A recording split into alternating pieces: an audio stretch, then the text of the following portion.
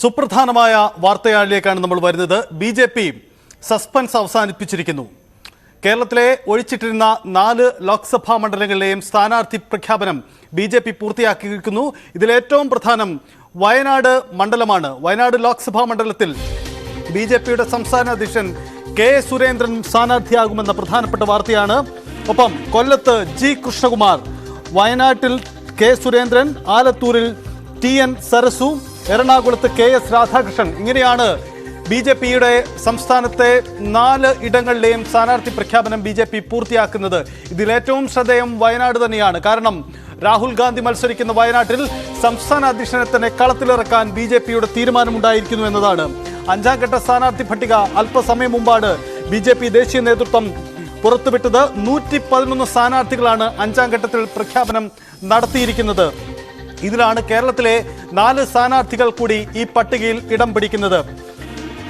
വയനാട്ടിൽ കെ സുരേന്ദ്രൻ തന്നെ ബി.ജെ.പിയുടെ സ്ഥാനാർത്ഥിയാകുന്നു എന്നതാണ് പ്രത്യേകത. ഒപ്പം തന്നെ കൊല്ലത്ത് ജി കൃഷ്ണകുമാർ ബി.ജെ.പി. സ്ഥാനാർത്ഥിയായിട്ടും കഴിഞ്ഞ തവണ തിരുവനന്തപുരത്ത് മത്സരിച്ച സിനിമാ നടൻ കൂടിയായ ജി കൃഷ്ണകുമാർ സ്ഥാനാർത്ഥിയാവുന്നു. വയനാട്ടിൽ കെ സുരേന്ദ്രൻ, ഒപ്പം എറണാകുളത്ത് കെ.എസ്. രാധാകൃഷ്ണൻ. കെ.എസ്. രാധാകൃഷ്ണൻ എറണാകുളത്ത് ബി.ജെ.പി. ഏറ്റവും അനുയോജ്യനായ സ്ഥാനാർത്ഥി എന്ന് കരുതുന്ന വ്യക്തിയാണ്. കാരണം വലിയ സ്വാധീനമുള്ള മുൻ സംസ്കൃത സർവകലാശാല വൈസ് ചാൻസലർ കൂടിയായ PSC ചെയർമാൻ കൂടിയായിരുന്ന കെ.എസ്. രാധാകൃഷ്ണനെ ബി.ജെ.പി. സ്ഥാനാർത്ഥിയാക്കുന്നു. അത് വളരെ പ്രധാനപ്പെട്ട ഒരു രാഷ്ട്രീയ നീക്കം കൂടിയായി മാറുന്നു എന്നതാണ് പ്രത്യേകത. എന്തായാലും വയനാട്ടിൽ വലിയ മത്സരത്തിന് ബി.ജെ.പി. ഒരുങ്ങുന്നു. എന്താണ് സംസ്ഥാന അധ്യക്ഷനെ തന്നെ വയനാട്ടിൽ സ്ഥാനാർത്ഥിയാക്കുന്നതിലൂടെ ബി.ജെ.പി. ലക്ഷ്യമിടുന്നത് എന്നതാണ് പ്രധാനപ്പെട്ട ചോദ്യം. എന്തായാലും വലിയ കടുത്ത നീക്കത്തിലേക്ക് തന്നെ ബി.ജെ.പിയുടെ സ്ഥാനാർത്ഥി പട്ടിക പുറത്തു വരുന്നു.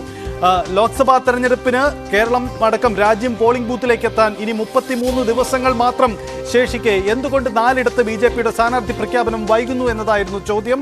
ആ ചോദ്യത്തിന് ഉത്തരമാവുന്നു കേരളത്തിൽ അവശേഷിക്കുന്ന 4 ലോക്സഭാ മണ്ഡലങ്ങളിലെയും സ്ഥാനാർത്ഥികളെ ബി.ജെ.പി. പ്രഖ്യാപിച്ചിരിക്കുന്നു. വയനാട്ടിൽ കെ സുരേന്ദ്രൻ സ്ഥാനാർത്ഥിയാവുന്നു. കൊല്ലത്ത് ജി കൃഷ്ണകുമാർ, ആലത്തൂരിൽ ടി.എൻ. സരസു, ഒപ്പം എറണാകുളത്ത് കെ.എസ്. രാധാകൃഷ്ണൻ എന്നതാണ് നിലവിലെ സാഹചര്യം. MG മിഥുൻ നമുക്കൊപ്പമുണ്ട്. മിഥുൻ, കാത്തിരിപ്പുകൾക്കൊടുവിൽ ബി.ജെ.പിയുടെ സ്ഥാനാർത്ഥി പട്ടിക പുറത്തു വരുമ്പോൾ അതിലേറ്റവും ശ്രദ്ധേയമാവുന്നത് വയനാട്ടിലെ സ്ഥാനാർത്ഥി പ്രഖ്യാപനമാണ്. ഒപ്പം എറണാകുളവും കൊല്ലവും ഒക്കെ ശ്രദ്ധേയമായ ഇടങ്ങളാണ്. ഈ പ്രഖ്യാപനത്തെ ബി.ജെ.പിയുടെ ഈ പ്രഖ്യാപനത്തിന്റെ രാഷ്ട്രീയം എന്താണ്? ബി.ജെ.പി. ലക്ഷ്യമിടുന്നത് എന്താണ്? സജിത്ത്, തീർച്ചയായും അതായത് കേരളത്തിൽ NDA സ്ഥാനാർത്ഥി പ്രഖ്യാപനം ഇതോടെ പൂർത്തിയായിരിക്കുന്നു എന്നുള്ളത് തന്നെയാണ്. സജിത്ത് സൂചിപ്പിച്ചതുപോലെ തന്നെ വയനാട് അത് തന്നെയാണ് ഏറ്റവും ശ്രദ്ധാകേന്ദ്രമായിട്ടുള്ളത്. രാഹുൽ ഗാന്ധി കോൺഗ്രസ് സ്ഥാനാർത്ഥിയായി നിൽക്കുമ്പോൾ മറുവശത്ത് CPIയുടെ സ്ഥാനാർത്ഥിയായി ആനി രാജ രംഗത്ത് വരുമ്പോൾ ഒരു ശക്തനായ സ്ഥാനാർത്ഥിയെ തന്നെ NDA മുന്നോട്ട് വെക്കുമെന്ന് നേരത്തെ തന്നെ BJP നേതൃത്വം അറിയിക്കുകയും ചെയ്തതാണ്. അതുകൊണ്ട് തന്നെയാണ് കെ സുരേന്ദ്രൻ കഴിഞ്ഞ തവണ പത്തനംതിട്ട ജില്ലയിൽ വലിയ രീതിയിൽ അവരുടെ വോട്ട് ഷെയറൊക്കെ വർദ്ധിപ്പിക്കുന്നത് നമ്മൾ കാണുകയും ചെയ്തു. അന്ന് ഈ ശബരിമല വിഷയമൊക്കെ വലിയ രീതിയിൽ നിരീക്ഷിച്ച് നിൽക്കുന്നുണ്ടായിരുന്നു എങ്കിൽ പോലും തന്നെ വലിയ രീതിയിൽ അവരുടെ ഒരു മുന്നേറ്റം നടത്താൻ കെ സുരേന്ദ്രനെ കൊണ്ട് അവിടെ സാധിക്കുകയും ചെയ്യുന്നു. അത്തരത്തിൽ ഒരു ശക്തനായ നേതാവിനെ, അതായത് BJP സംസ്ഥാന അധ്യക്ഷനെ തന്നെ മുന്നിട്ടിറക്കിക്കൊണ്ട് രാഹുൽ ഗാന്ധിക്കെതിരെ രംഗത്തിറക്കാൻ BJP നേതൃത്വം തീരുമാനിക്കുന്നു എന്നുള്ളത് തന്നെയാണ്. അതായത് വോട്ട് ഷെയറിൽ ഒരു വർധനവുണ്ടാക്കുക. കഴിഞ്ഞ തവണ തുഷാർ വെള്ളാപ്പള്ളി നേടിയതിനേക്കാൾ ഒരു പടി മുകളിൽ കൂടുതൽ വോട്ട് നേടാൻ സാധിക്കും കെ സുരേന്ദ്രൻ എന്നുള്ളൊരു വിലയിരുത്തൽ നേതൃത്വത്തിനുണ്ട്. അതുകൊണ്ട് തന്നെയാണ് BJP സംസ്ഥാന അധ്യക്ഷനെ തന്നെ അവിടേക്ക് രംഗത്തിറക്കാൻ തീരുമാനിക്കുകയും ചെയ്തിരിക്കുന്നത്. അത്തരത്തിൽ ദേശീയ ശ്രദ്ധ നേടുന്ന ഒരു പ്രധാനപ്പെട്ട മണ്ഡലം കൂടിയാണ് വയനാട്. രാഹുൽ ഗാന്ധി മത്സരിക്കുന്നു എന്നുള്ളത് കൊണ്ട് തന്നെയും വലിയ രീതിയിൽ ദേശീയ ശ്രദ്ധ ആകർഷിക്കുന്നത് തന്നെയാണ്. അതുകൊണ്ട് തന്നെയാണ്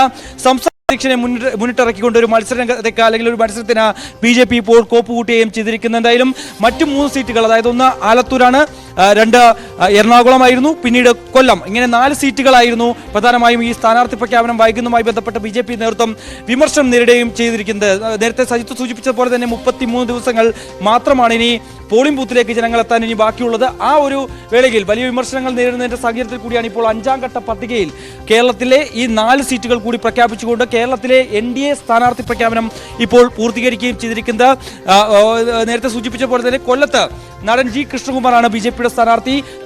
മുൻപ് BJPയുടെ തിരുവനന്തപുരം ജില്ലാ നിയമസഭാ നിയോജക മണ്ഡലത്തിൽ അദ്ദേഹം മത്സരിച്ചിട്ടുണ്ട്. അത്തരത്തിൽ തെരഞ്ഞെടുപ്പ് രംഗത്തേക്ക് ആദ്യമായി കടന്നു വരുന്നു അന്നായിരുന്നു. അതിനുശേഷം ജി കൃഷ്ണകുമാർ അദ്ദേഹം ദേശീയ നിർവാഹക സമിതി അംഗം കൂടിയാണ്. അത്തരത്തിൽ കൃഷ്ണകുമാറിനെ രംഗത്തിറക്കിക്കൊണ്ട് NK പ്രേമേന്ദ്രനും ഒപ്പം തന്നെ M മുകേഷിനുമെതിരെ രംഗത്തിറക്കാൻ തീരുമാനമെടുക്കും. കൂടാതെ എറണാകുളത്തേക്ക് വരുമ്പോൾ ഹൈബീഡിനെതിരെ ഒരു പുതുമുഖത്തെയായിരുന്നു നേരത്തെ CPM മുന്നോട്ട് വെച്ചതെങ്കിൽ KJ ഷൈൻ എന്ന വനിതാ സ്ഥാനാർത്ഥിയെ മുൻനിർത്തുമ്പോൾ ഇപ്പോൾ അവിടെ മുൻ PSC ചെയർമാനെ അവർ രംഗത്തിറക്കിക്കൊണ്ട് KS രാധാകൃഷ്ണനെ രംഗത്തിറക്കിക്കൊണ്ട് അതിൽ കൂടുതൽ വോട്ട് ഷെയർ വർദ്ധിപ്പിക്കാം, അല്ലെങ്കിൽ കൂടുതൽ ഒരു ശക്തനായ സ്ഥാനാർത്ഥി KS രാധാകൃഷ്ണൻ തന്നെയാണ് എന്നുള്ളൊരു വിലയിരുത്തലിന്റെ അടിസ്ഥാനത്തിൽ കൂടിയാകാം അവിടെ KS രാധാകൃഷ്ണനെ മത്സരിപ്പിക്കാനുള്ള ഒരു തീരുമാനമുണ്ടായത്. കഴിഞ്ഞ തവണ നമുക്കറിയാം ആലപ്പുഴയിൽ അദ്ദേഹം ലോക്സഭാ മണ്ഡലത്തിൽ മത്സരിച്ചത് നമ്മൾ കാണുകയും ചെയ്തു. അവിടെയും വലിയ മുന്നേറ്റം നടത്താൻ അദ്ദേഹത്തിന് സാധിച്ചു എന്നുള്ളൊരു വിലയിരുത്തൽ ദേശീയ നേതൃത്വത്തിനും ഒപ്പം തന്നെ സംസ്ഥാന നേതൃത്വത്തിനുമുണ്ട്. അതുകൊണ്ട് തന്നെയാകാം രണ്ട് കാരണങ്ങൾ. ഒന്ന്,